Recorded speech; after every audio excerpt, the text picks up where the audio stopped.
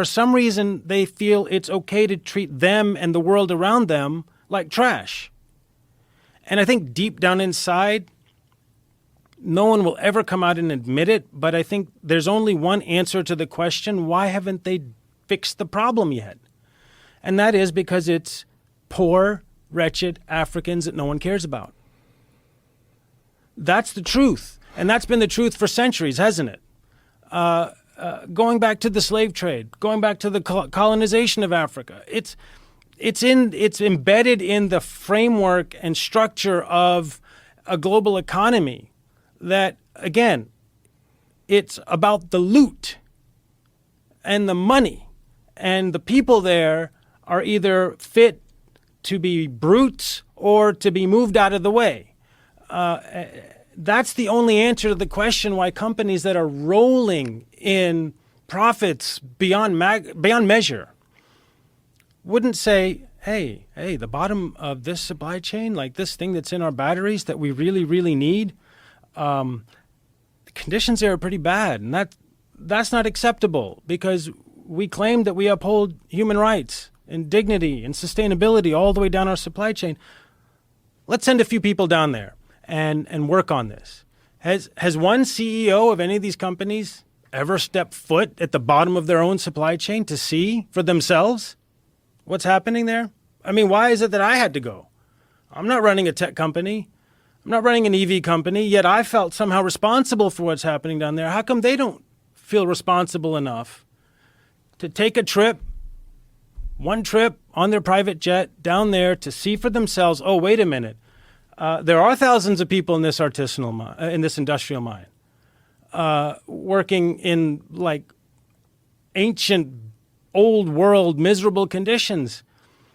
Let's do something about that. How about some PPE for everybody? How about a reasonable wage so they don't have to bring their kids in to work just to survive? How about 8 hours a day instead of 12? How about we invest in some schools and some public health clinics while we're here so that kids can go to school? Why don't we help electrify this place? Do you know that part of the Congo that is home to more of the most crucial mineral for rechargeable energy than the rest of the planet combined doesn't even have electricity? You go around in the villages, there's no electricity. I mean, we can go on and on, right? So the point is, they need to understand it, accept responsibility for these people at the bottom of the chain, treat them in the same way that they treat people in headquarters.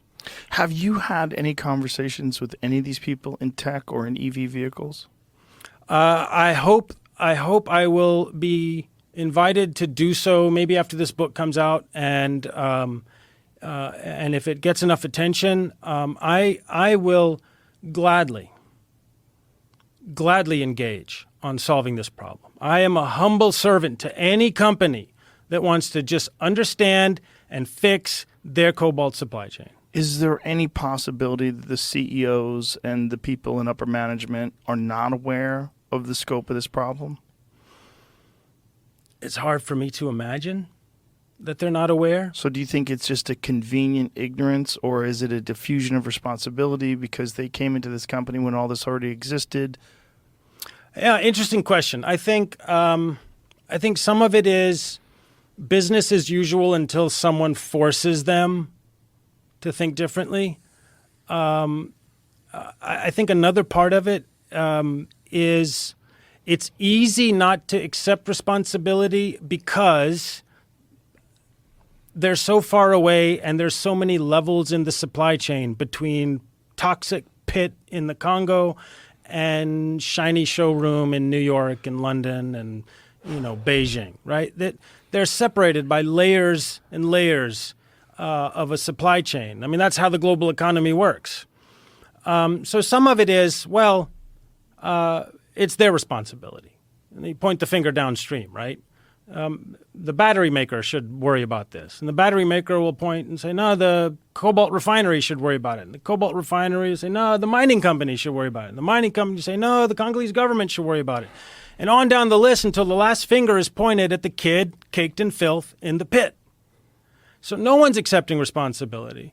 I think let's be charitable and say maybe the CEOs of these companies aren't completely aware of the scale and severity. I certainly wasn't when I first went there. It wasn't my business to know it. But okay, let's say maybe they are not aware of the absolute scale and severity of it, although they should be. All right, now that the truth is out, let's see, are they willing to actually work on this problem? And I will. Any CEO wants to go see what the bottom of their cobalt supply chain looks like. I will take them. I will take them. Come with me. We'll fly economy, or I'll go in your jet. We'll go comfortably. Either way, I will take you. Let's go down and see. This is where your cobalt's coming from. Now that you've seen the truth, let's fix this problem, because these companies have geniuses who have revolutionized our lives. Solving dignity at the bottom of a cobalt supply chain is a simple proposition relative to the problems they probably solve every day. But they would have to address it en masse. They would have to address it very publicly. They would have to admit to this problem, and they'd have to publicly state it and make everyone aware, the consumer aware, that these things that we enjoy that make our lives so convenient, these technological marvels that have revolutionized our world, at the bottom of that is slave labor and child labor. Yeah, I think you put your finger on something very important, because the first question they would be asked is, well, how long have you known? Right. And that's the problem. That's the problem. And so to admit it would be to admit guilt in at least some way.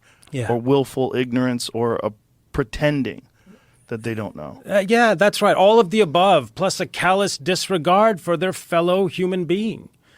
Because it's not shoved in their face. It's not. That's right. That's right. Because they show up at Cupertino and they're in this beautiful industrialized building and everything's technologically magnificent. And isn't it fascinating, the riches that stand atop the shoulders of some of the poorest and most degraded people in the world? It's bizarre, but it speaks to the human condition. It speaks to what we are. We're so complicated and twisted. Yeah, we are.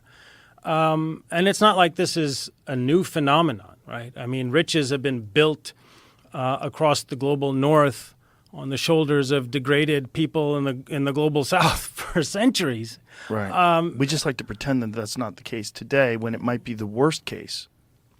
The interesting thing is, in some ways, this truth that we're talking about is uglier and more